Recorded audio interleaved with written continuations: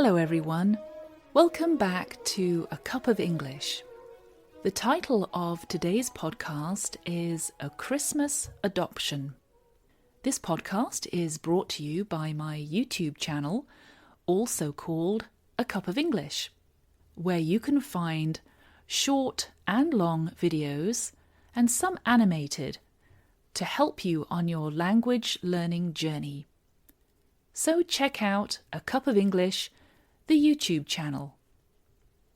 But for now, let's get on with A Christmas Adoption.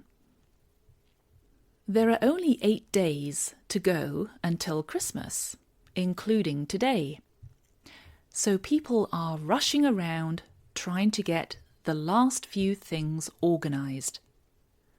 Most people here who celebrate Christmas have their tree up and decorated, perhaps a few lights decorating their house outside, and most of the presents bought and wrapped. This year I have been dragging my feet for some reason.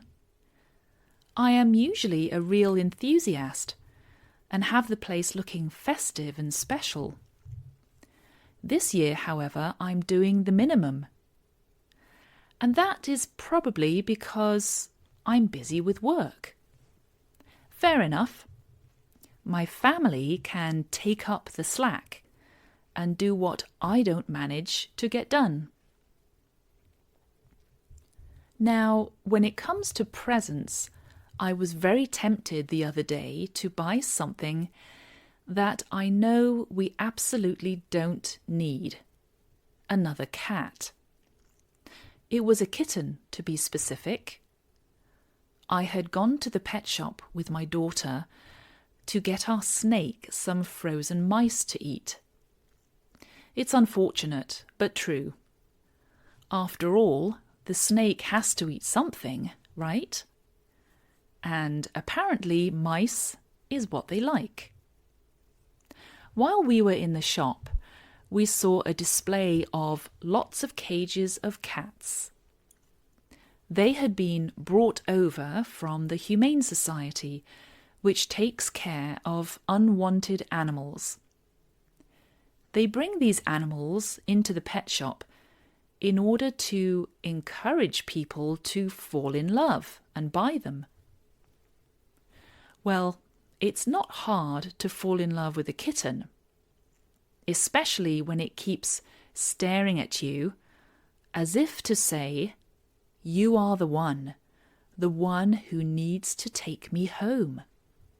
Of course, you are allowed to take them out of the cages and pet them, and the paperwork is right there, ready to be signed after you make your payment of $50.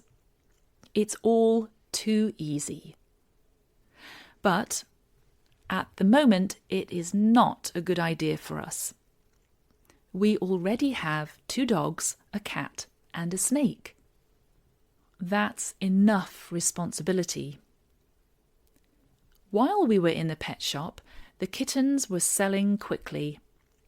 After all, they are easier to look after than dogs because they're so independent.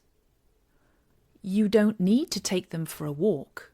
They can just go out at night and hunt for mice, climb trees, and get up to all sorts of mischief.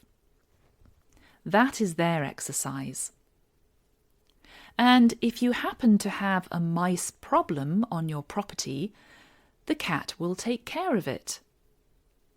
All of that and a cuddly companion for just $50.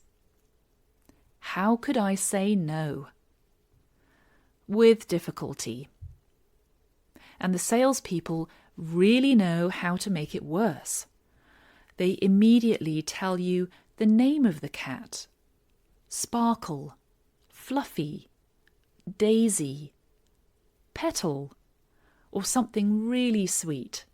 Then they tell you how loving and playful they are. The best thing to do is to run out of the shop as fast as you can before you fall in love. It's the only solution, I think.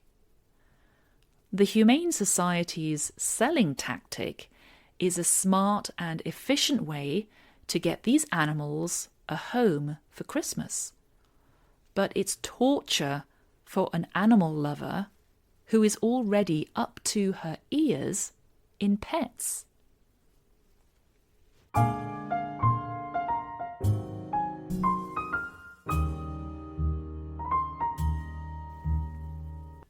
Well, thank you for joining me today.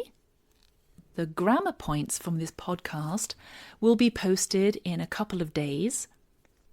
You will find that there are some really good idiomatic phrases in this podcast that I will include in the grammar points with plenty of practice. I hope winter is going well for you. And remember, if you would like to practice some English by watching interesting videos, some of them animated, then just check out my YouTube channel, A Cup of English. Until next time, take care. Bye-bye.